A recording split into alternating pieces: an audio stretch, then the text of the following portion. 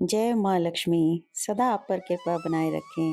भक्तों, आज सावन मास के शुक्ल पक्ष की एकादशी तिथि है और आज हम श्रवण करेंगे पुत्रदा एकादशी की संपूर्ण व्रत कथा और साथ इस व्रत को करने तथा कथा के श्रवण करने मात्र से ही देवतुल्य पुत्र की प्राप्ति होती है। भक्तों, मनुष्य के समस्त पाप कर्मों का नाश हो जाता है और साथ ही अश्वमेध यज्ञ फल की प्राप्ति भी होती है, ऐसा स्वयं भगवान श्री कृष्ण कहते हैं। भक्तों, तो आइए ऐसी पुण्यमय एकादशी कथा का पूरे भक्ति भाव से रसपान करते हैं। भगवान श्री कृष्ण के मुख से एकादशियों का महात्म्य सुनकर श्रद्धा पूर्वक उन्हें प्रणाम करते हुए युधिष्ठिर महाराज कहते हैं कि हे केशव, आपके श्रीमुख से एकादशियों की कथा सुनकर मुझे असीम आनंद की प्राप्ति हो रही है। मधुसूदन, कृपया करके अब सावन मास के शुक्ल पक्ष की एकादशी का महात्म्य सुनाने की कृपा भी कीजिए। हे पुंडरीकाक्ष, श्रावण मास के शुक्ल पक्ष की एकादशी का क्या नाम है तथा उसके व्रत का क्या विधान है और इसकी कथा क्या है? कृपा करके मुझे इसके संबंध में विस्तृत पूर्वक जानकारी दीजिए। तथा भगवान श्री कृष्ण ने कहा, हे युधिष्ठिर, हे धनुर्धर, श्रावण माह के शुक्ल पक्ष की एकादशी की कथा के श्रवण मात्र से ही अत्यंत यज्ञ का फल प्राप्त होता है और इस एकादशी का नाम है पुत्रदा एकादशी। इस एकादशी व्रत करने एवं कथा सुनने से ही देवतुल्य संतान की प्राप्ति होती है तथा मनुष्य को वैकुंठ लोक मिलता है एवं तुलसी दल अर्पण करने से सभी पाप भी नष्ट होते हैं। हे पार्थ, सुनो, द्वापर युग के आरंभ में ही महेश्वती नाम की एक नगरी थी। उस नगरी में महाजीत नाम का एक राजा राज्य करता था। वह पुत्रहीन था, इसलिए वह सदा दुख में डूबा रहता था। उसके राज्य में सब कुछ था, सुख था, लेकिन उसे निरंतर कष्ट प्राप्त हो रहा था क्योंकि उसकी कोई संतान नहीं थी। इस लोक और परलोक दोनों में ही उसे सुख नहीं मिल पा रहा था। राजा ने पुत्र प्राप्ति के लिए बहुत से उपाय किए, लेकिन उसे कुछ भी फल नहीं मिला। जैसे जैसे महाजीव वृद्धावस्था की तरफ बढ़ रहा था, वैसे वैसे उसकी चिंताएं भी बढ़ती जा रही थीं। एक दिन राजा ने अपनी सभा को संबोधित करते हुए कहा, ना तो मैंने जीवन में कभी कोई पाप किया है, ना किसी के साथ अन्याय किया है, ना ही धन के लोभ में मैंने अपनी प्रजा को कभी सताया है, कभी भी किसी देवी देवताओं का अनादर तक नहीं किया, कभी किसी से ईर्ष्या नहीं की, सभी को सम्मान दिया, एक समान समझा। लेकिन कभी इस ऐसा करने के बाद भी मुझे इस तरह के कष्ट को भोगना पड़ रहा है। मैं बहुत पीड़ा में हूँ। इसका क्या कारण है, मेरी तो समझ में ही नहीं आ रहा है। उसने राजा ने अपनी सभा को संबोधित करते हुए कहा कि तुम इसका क्या कारण है और क्या इस जीवन में मुझे इस पीड़ा से मुक्ति मिलेगी, इसका पता लगाओ।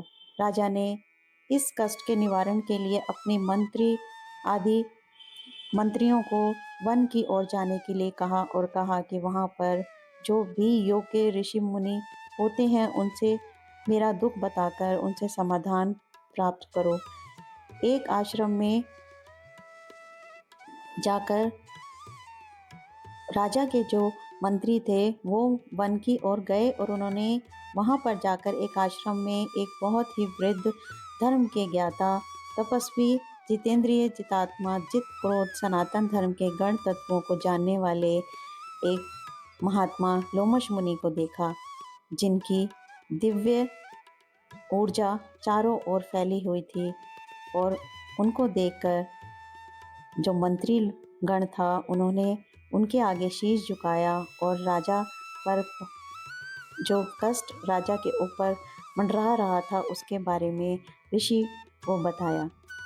ऋषि को जब उन्होंने सारी कथा सुनाई राजा के बारे में, तो लोमश ऋषि ने थोड़ी देर के लिए वो ध्यान मग्न हो गए और उन्होंने देखा कि इस जन्म के पापों की वजह से नहीं, इस जन्म के कर्मों की वजह से नहीं, बल्कि पूर्व जन्म के कर्मों की वजह से राजा इस कष्ट को भोग रहा है।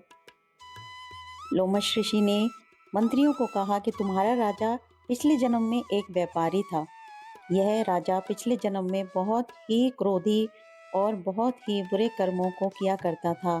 उसने अपने माल का व्यापार करने के लिए बहुत सारे गांव की यात्रा भी की और एक बार ज्येष्ठ के महीने के शुक्ल पक्ष में आने वाली एकादशी के बाद दोपहर के समय एक स्थान से दूसरे स्थान पर जाते हुए उसे प्यास लगी और 2 दिन तक भूखा प्यासा होने के कारण राजा जब चल रहा था जंगल में, तब उसे एक तालाब दिखाई दिया और वो तालाब के किनारे पहुंचा और अपनी प्यास बुझाने के लिए जैसे ही उसने पानी पीना चाहा तभी एक गाय और उसका नवजात बछड़ा भी वहां आ पहुंचे। बछड़ा और गाय भी बहुत गर्मी के मारे बहुत प्यासे थे और जैसे ही बछड़े ने और गाय ने पानी पीने के लिए मुंह पानी जल के अंदर डाला, तभी उस व्यापारी ने बेरहमी के साथ गाय और उसके बछड़े को धक्का दे दिया। हे प्रिय भक्तों, आगे श्री लोमश ऋषि कहते हैं कि गाय और बछड़े के प्रति इस अपराध के परिणाम स्वरूप अब तुम्हारे राजा को पुत्रहीन होना पड़ा है। यह जानकर सभी मंत्रीगण प्रार्थना करने लगते हैं कि हे ऋषि श्रेष्ठ, शास्त्रों में लिखा है कि पुण्य कर्म करने से पाप नष्ट हो जाते हैं, इसलिए आप कृपा करके हमें ऐसा कोई भी उपाय बता दीजिए जिसको करके हमारे राजा को इस कष्ट से छुटकारा मिल सके, उन्हें संतान की प्राप्ति हो सके। सभी के प्रार्थना सुनकर लोमश मुनि ने कहा कि हे श्रेष्ठ पुरुषों, यदि तुम श्रावण माह के शुक्ल पक्ष की पुत्रदा एकादशी का व्रत और जागरण करते हो तो उसका फल तुम्हारे राजा को अवश्य मिलेगा और उसे इस कष्ट से छुटकारा भी मिलेगा और उसे संतान की प्राप्ति भी होगी। राजा के सभी कष्टों का नाश भी हो जाएगा।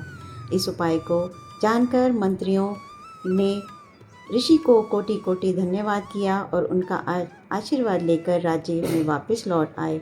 इसके बाद उन्होंने लोमश ऋषि की आज्ञा के अनुसार पुत्रदा एकादशी का व्रत विधि विधान से किया और द्वादशी को उसका फल राजा को दे दिया। इस पुण्य के प्रभाव से रानी ने गर्भ धारण भी किया और 9 माह के पश्चात उन्हें एक तेजस्वी पुत्र रत्न की प्राप्ति भी हुई। हे पांडुपुत्र, इसलिए इस एकादशी का नाम पुत्रदा पड़ा है। पुत्र की इच्छा रखने वाले मानव को विधान पूर्वक इस श्रावण मास के शुक्ल पक्ष की एकादशी का व्रत करना चाहिए। हे प्रिय भक्तों, कथा का अंत करते हुए भगवान विष्णु और माता लक्ष्मी का धन्यवाद करते हैं कि उन्होंने हम पर अपनी कृपा बनाकर रखी है। सदा अपनी कृपा हम पर यूं ही बनाए रखें। इसी अरदास को लगाते हुए इस वीडियो का समापन करते हैं। जय श्री कृष्णा, जय माँ लक्ष्मी, जय विष्णु नारायण भगवान जी की जय हो।